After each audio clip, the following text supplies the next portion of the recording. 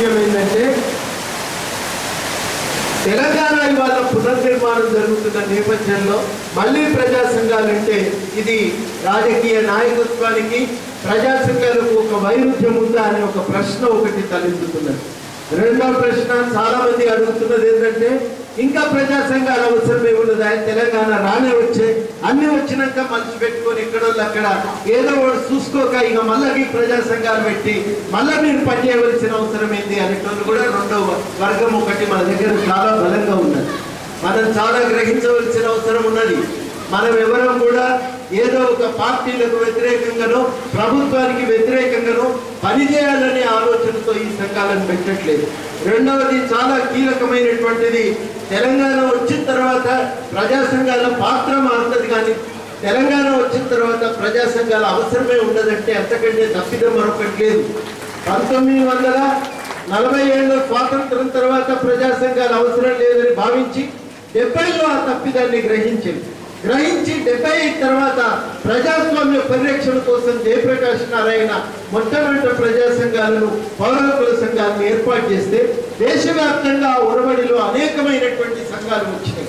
ఆ రోజుల్లో కొందరు వాటిని గ్రాస్ రూట్స్ మూవ్మెంట్స్ అంటే, కొందరు ప్రజా ఉద్యమాలని రకరకాల పేర్లతో వీటిని పిలుస్తూ మొత్తం మీద ఇవాళ దేశవ్యాప్తంగా వీటి అవసరాన్ని గుర్తించారు. ఇవి ఉండటం వల్ల కలిగిన తెలంగాణ విద్యావంతుల వేదిక అనుభవం నుంచే, జేఏసీ అనుభవం నుంచే ఇవి ఉండటం వల్ల కలిగే ప్రయోజనాలను మనం తెలుసుకున్నాం. ఇవాళ ఇవి ఉండటం వల్ల కలిగే ప్రయోజనాలు మన తెలంగాణ సమస్యలను ఎజెండా మీద నిలబెట్టడంలో, తెలంగాణ ప్రజలకి ఆ సమస్యల పరిష్కారానికి కావలసినటువంటి చైతన్యాన్ని ఇవ్వటంలో మనం ఒక పాత్ర నిర్వహించగలమనేది మనం గమనించాలి.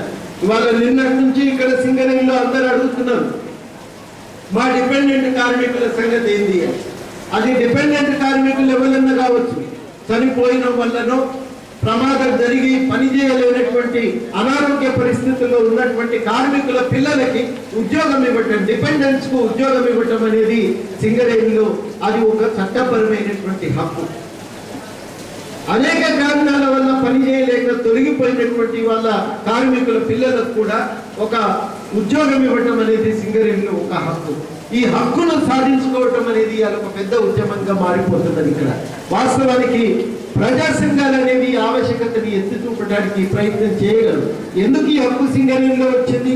సింగరేణిలో పనిచేయటువంటి ఒక ప్రమాదకరమైన పరిస్థితుల్లో పనిచేయడం, చాలా సందర్భాల్లో ప్రమాదాలు జరుగుతుంటాయి. చాలా మంది ప్రమాదాల్లో ప్రాణాలు కోల్పోతూ ఉంటారు, వాళ్ళు తీవ్రమైన గాయాల పాలవుతూ ఉంటారు. అటువంటి వాళ్ళను ఆదుకోవటం అనేది కంపెనీకి ఉన్న సామాజిక బాధ్యత.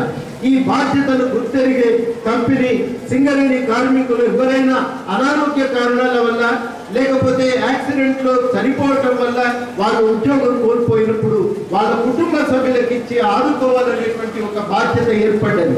ఈ బాధ్యత ఇవాళ మేము నెరవేరుస్తాం, కానీ సంవత్సరానికి ఒక్కరి చొప్పున ఇస్తామంటే ఇది ఎప్పుడు కావాలండి? వెనకడికి ఎవరో పోయి సుక్కలన్నింటిని లెక్క పోయి పెట్టి పెట్టి వచ్చినాక నువ్వు ఏది అడిగితే చేసి పెడతా అన్నట. ఇప్పుడు కూడా అట్లనే ఉన్నది సింగరేణి యాజమాన్యం సంగతి.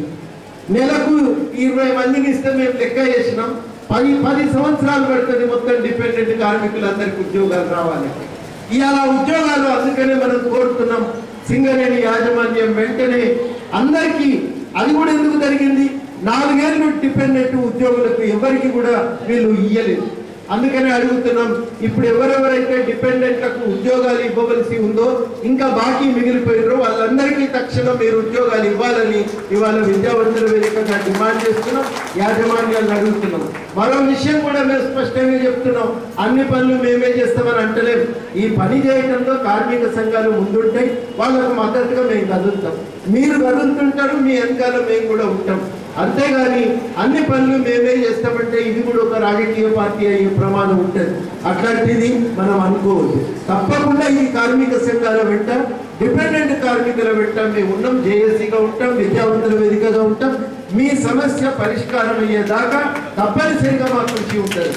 ఇట్లాంటి అనేకమైన సమస్యల పరిష్కారాలను ఎజెండా మీద నిలబెట్టడంలో, పరిష్కారం యొక్క ఆవశ్యకతను తెలియజేయడంలో మనలాంటి ప్రజా సంఘాల పాత్ర ఉంటుంది. ఈసారి ప్రభుత్వం ముఖ్యమంత్రి గారు ఒక మంచి మాట అన్నారు, బడ్జెట్ అంటే జమా ఖర్చుల పద్దు కాదు. బడ్జెట్ అంటే ప్రజలకు సమస్యల పరిష్కారానికి ప్రభుత్వం తీసుకోవాల్సిన కార్యాచరణను తెలియజెప్పే పత్రం అని అన్నారు. ఇవాళ మనకు ఒక అవకాశం, మనం బడ్జెట్ గురించి తెలుసుకోవాలి. మన సమస్యలకు అది ఎట్లా పరిష్కారం కాగలదు, ఏ సమస్యలకు పరిష్కారం కాగలదు మనం ఆలోచించుకోవాలి. ఇట్లాంటి అనేకమైన విషయాల గురించి ప్రజా సంఘాలకు ఒక పాత్ర ఉంటుంది. ఒక్క మాటలో చెప్పాలంటే ఒక పటిష్టమైన ప్రజాస్వామ్య నిర్మాణం కోసం, పటిష్టమైనటువంటి ఒక తెలంగాణ ప్రజాస్వామ్య అభివృద్ధి కోసం తెలంగాణలో ప్రజా సంఘాల యొక్క అవసరము, ప్రజా సంఘాల యొక్క పాత్ర ఉంది.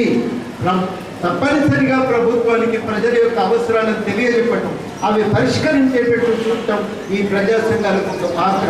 ప్రజాస్వామ్యంలో ఇట్లాంటి సంఘాలు బలంగా ఉన్నప్పుడే ప్రజాస్వామ్యం అనేది కూడా సజీవంగా ఉంటుంది అనేది మన అనుభవాలు మనకు తేల్చి చెప్తున్నాయి. కాబట్టి ఈ సంఘాలను మనం నిలబెట్టుకోవాల్సినటువంటి అవసరం ఉంది.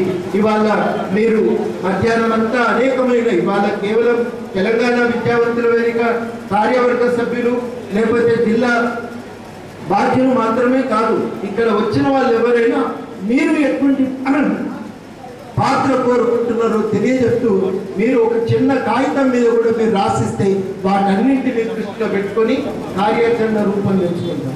ఎట్లాంటి కార్యాచరణకు అవకాశం ఉంటుందో సాయంకాలం మనం తప్పనిసరిగా మాట్లాడుకుందాం, గుర్తు చేసుకుందాం. ఇక్కడికి వస్తే ఇంతకు ముందే అడ్వకేట్కి చెప్తున్నాను, మీ కోర్టు బిల్డింగ్ అయిపోయిందా సార్? ఎక్కడ ఉంది సార్? మా భూమి పంచాయతీ ఉన్నది. లాయర్లకే భూమి పంచాయతీ తెగకుండా అట్లా ఉంది, కోర్టులకు కూడా ఇంకా భూమి పంచాయతీ తెగకుండా అట్లా ఉంది అంటే మనం ఎక్కడో వెంటబడి వీటిని పరిష్కరించుకోవడానికి సమాజం కూడుకోవాల్సిన అవసరం ఉంది. అది కేవలం లాయర్ల అవసరము, కోర్టుల అవసరం కాకుండా సమాజం గుర్తించి కొన్ని సమస్యల పరిష్కారాన్ని ఒక ప్రాధాన్యత క్రమంలో ముందుకు తేవాలి. అది చెరువులు భూమి కాదండి, ఆడ వాడుకోవచ్చు అని స్పష్టంగా కలెక్టర్ గారు చెప్తున్నారు, స్పష్టంగా అన్ని డిపార్ట్మెంట్లు రాసిస్తున్నాయి. అది పొరపాటున చెరువు భూమిగా రికార్డు అయ్యింది, మార్చుకోవాలి కదా రికార్డు. ఇంత సాగదీస్తే ఎట్లా నడుస్తుంది? అది మార్చి వెంటనే ఈయన కోర్టు బిల్డింగ్ నిర్మాణానికి కూడా ఒక చర్య తీసుకోవాల్సినటువంటి అవసరం అయితే ఉంది కదా.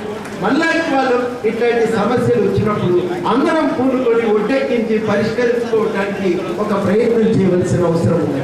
అట్లాంటివి అనేకం ఉన్నాయి. బహుశా తెలంగాణ రాష్ట్రంలో ప్రజా సంఘాల పాత్ర గురించి నేను అనుకోవటం అందరికీ 100% స్పష్టత ఉందని నేను అనుకోవట్లేదు. రేఖా మాత్రంగానైనా మన పాత్ర గురించి మనకు తెలుసు. ఇవాళ కార్యక్రమం యొక్క ముఖ్య ఉద్దేశం ఏంటంటే మీరందరూ చెప్తారు, చెప్పినాక ఈ పాత్ర ఎట్లా ఉంటుంది అనేది చాలా స్పష్టంగా నాకు కూడా మనసులో కొన్ని ఆలోచనలు ఉన్నాయి. అయితే నేను కూడా ఇప్పుడే పేపర్ లీక్ చేయదలుచుకోలేదు. మధ్యాహ్నం పూట చర్చ జరగవలసిందే. చర్చ జరిగినాక సాయంత్రం అయినాక 4, 5 ఎన్ని వస్తే అన్ని మొత్తానికి లిస్ట్ అవుట్ చేసుకొని ఆ ప్రకారంగా మనం భవిష్యత్తులో మన కార్యాచరణ చేద్దాం. రాజకీయ నాయకత్వం పూనుకొని తెలంగాణ అభివృద్ధికి చేయవలసిన పని చాలా ముఖ్యమైనటువంటి, పదే తెలంగాణ జేఏసీ నుంచి చెప్తూ వచ్చినాం. రాజకీయ సమాజ నిర్మాణంలో క్రియాశీలకమైన సృజనాత్మకమైన పాత్ర రాజకీయాలని, కానీ పౌర సమాజానికి ఉండే పాత్ర తక్కువది కాదు. ఇది కూడా అత్యంత కీలకమైనటువంటిది. ఈ పని జరిగినప్పుడే ప్రజాస్వామ్యం పరిణమిస్తుంది, అది విరాజిల్లుతుంది. ఆ పాత్ర నిర్వర్తించడానికి మనం ఏం చేయాలి అనేది మనం అనుకోవాలి. ఓ లిస్టు తయారు కావాలి. ఇవాళ సాయంత్రం ఇక్కడి నుంచి పోయే టైం మీరు కూడా ఆలోచన చేయాలి. ఇవాళ వేలలేదు, 2 రోజులు అయినాకనైనా మీకు ఆలోచన వస్తే మీరు కాగితం మీద రాసి మాకు పంపిస్తే మేము రాష్ట్ర మహాసభ నాటికైనా దీనికి ఖచ్చితంగా ఒక తుది రూపం ఇస్తాం. ఇది మా ఒక్కరికి సంబంధించిన వ్యవహారం అని మేము అనుకోవటం లేదు. మొత్తం మీద ప్రజా సంఘాల అవసరం ఏంటని గ్రహిస్తే ప్రజా సంఘాలను ఎందుకు కాపాడుకోవాలో మనం తెలుసుకుంటే మరింత సమర్థవంతంగా పనిచేయడానికి, మనం ఏ రంగంలో ఉన్న వాళ్ళమైనా మనమందరం మరింత సమర్థవంతంగా పనిచేయడానికి ఒక అవకాశం కలుగుతుంది. కాబట్టి మా 10 ఏళ్ల అనుభవం నుంచి మేము గ్రహించినవి మీ ముందు పెట్టినాం. ఇంకా ముందుకు నడవాలంటే ఒక్కరితో నిర్ణయం కాదు. మనం ఇంతవరకు ఏ పని చేసినా ప్రజాస్వామిక పద్ధతుల్లో చేసినాం. విద్యావంతుల వేదిక కమిటీలో ఏ నిర్ణయం జరిగినా కమిటీ నిర్ణయం చేస్తారు, కానీ అధ్యక్షుడు కూర్చొని నిర్ణయం చేసి ప్రకటించేటువంటి సంప్రదాయం లేదు. జేఏసీలో ఏ నిర్ణయమైనా కమిటీలో జరుగుతాయి, కానీ వ్యక్తులుగా చేసేటువంటి సంప్రదాయం లేదు. ఒక ప్రజాస్వామిక సంప్రదాయాల మీద సంఘాలను నిర్మించుకున్న మనం ఇప్పటికీ ఆ సంప్రదాయాన్ని కాపాడుకుంటూ భవిష్యత్తులో అందరం సమిష్టిగా నిర్ణయించుకుందాం ఎట్లా పనిచేయాలి ఈ సంఘాలు అని. అందరం నిర్ణయించుకుందాం, అందరం ఎవరి సంఘాలకైనా మనం పటిష్టంగా కాపాడుకుందాం. జేఏసీని కూడా మనం పటిష్టంగా కాపాడుకుందాం.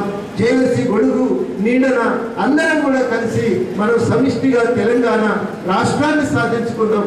రేపటి తెలంగాణను బలంగా నిర్మించుకోవడానికి కూడా అందరం మన కర్తవ్యాలను రూపకల్పన చేసుకుందాం. ఇవాళ మేము పిలవగానే నిజంగా ఇంతమంది రావటం సంతోషం. మేము కూడా అనుకున్నాం ఏంటంటే చాలా మంది పెద్దలు ఒక మార్గనిర్దేశన చేస్తే బాగుండును అనే ఆలోచనతో అందరినీ పిలిచినాం. కానీ మన దురదృష్టం ఏంటంటే అందరికీ ఏదో ఒక రుగ్మత. మొత్తం చుక్కారామయ్య గారు కూర్చోలేని పరిస్థితి, ఆయన కాలు పెరిగింది, ఆయన ఇబ్బంది. అరగోపాల్ గారు ఢిల్లీలో సెమినార్కి వెళ్ళి అక్కడ ఆయన పాపం అనారోగ్యం పాలై ఇక్కడికి వస్తే నువ్వు ఎక్కడ ప్రయాణం చేయడానికి వీల్లేదు, అదేదో సోడియమో ఏదో డిఫిషియన్సీ ఉంది, చాలా ప్రమాదం అని హెచ్చరించి డాక్టర్లు ఆయన కట్టిపడేశారు. సుదర్శన్ రెడ్డి గారు లండన్ వెళ్తూ వస్తూ ఆయన లంగ్ ఇన్ఫెక్షన్ తోని ఆయన బెడ్ రిడన్ అయిపోయింది. థ్రోట్ ఇన్ఫెక్షన్, లంగ్ ఇన్ఫెక్షన్, మాట్లాడలేని పరిస్థితి. నిజంగా ఆయన తప్పకుండా ఈ సమావేశానికి రావాలి, మాట్లాడాలని అందరూ ముగ్గురు కూడా ఒక తాపత్రయంతో ఉన్నప్పటికీ రాలేకపోవటం మన దురదృష్టం. కానీ అందరి అనుభవం తెలుసు కాబట్టి మనకు రామచంద్రమూర్తి గారు చాలా అద్భుతంగా ఒక సముద్రంలో ఒక పడవకు మార్గనిర్దేశం చేసిన చుక్కాని వలె ఒక అద్భుతమైనటువంటి ఒక సందేశం మనకి వాళ్ళు ఇక్కడ అందజేసి, రాజేందర్ రెడ్డి గారు కూడా ఇక్కడికి వచ్చి మనందరికీ కూడా ఒక బలాన్ని ఇచ్చి ఇవాళ ఈ సమావేశం విజయవంతం కావడానికి తోడ్పడింది. ఇప్పటి వరకు మా వంతు అయింది, మధ్యాహ్నం అందరి వంతు ఉంటాయి. అందరం మాట్లాడుకుందాం, భవిష్యత్తుకు మార్గనిర్దేశం చేసుకుందాం. సెలవు. జై తెలంగాణ.